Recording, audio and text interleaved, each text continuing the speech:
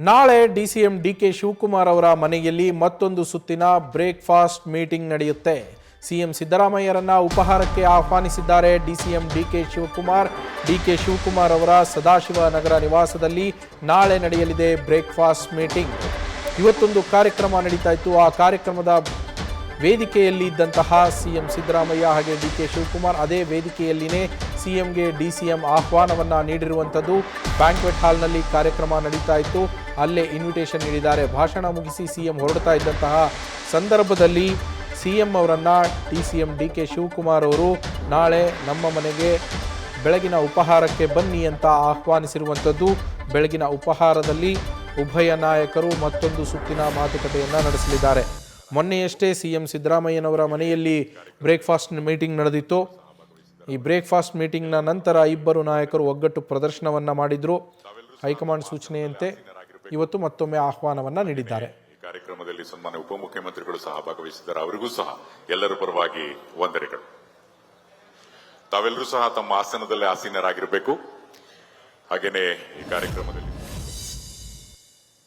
ಇವಾಗ ಡೀಟೇಲ್ಸ್ ನೀಡ್ತಾರೆ ನಮ್ಮ ಪ್ರತಿನಿಧಿ ಹರೀಶ್, ಮೊನ್ನೆ ಅಷ್ಟೇ ಒಂದು ಬ್ರೇಕ್ಫಾಸ್ಟ್ ಮೀಟಿಂಗ್ ನಡೆದಿತ್ತು. ಹೈಕಮಾಂಡ್ ಸೂಚನೆಯಂತೆ ನಡೆದಂತಹ ಬ್ರೇಕ್ಫಾಸ್ಟ್ ಮೀಟಿಂಗ್ ಅದು.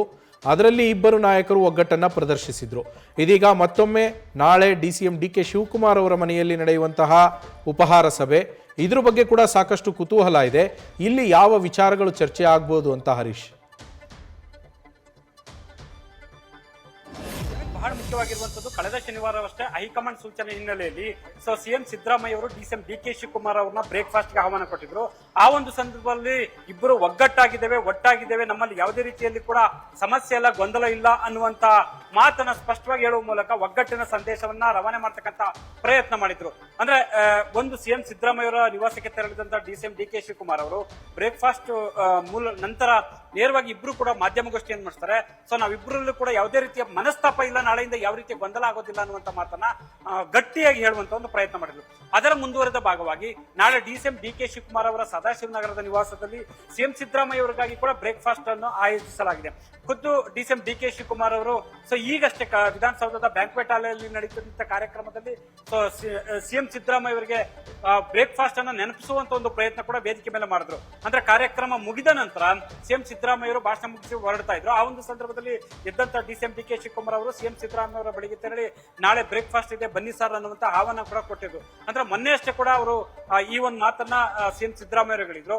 ಈಗ ಮತ್ತೆ ಅವರ ಗಮನಕ್ಕೆ ತರುವಂತ ಒಂದು ಪ್ರಯತ್ನ ಮಾಡಿದ್ದಾರೆ, ನಾಳೆ ಬ್ರೇಕ್ಫಾಸ್ಟ್ ಇದೆ ಅನ್ನುವಂಥದ್ದು. ಹಾಗಾಗಿ ನಾಳೆ ಬೆಳಿಗ್ಗೆ 9:30 ಸುಮಾರಿಗೆ ಸಿಎಂ ಸಿದ್ದರಾಮಯ್ಯ ಅವರು ನೇರವಾಗಿ ಡಿಸಿಎಂ ಡಿಕೆ ಶಿವಕುಮಾರ್ ಅವರ ಸದಾಶಿವನಗರದ ನಿವಾಸಕ್ಕೆ ತೆರಳುತ್ತಾರೆ.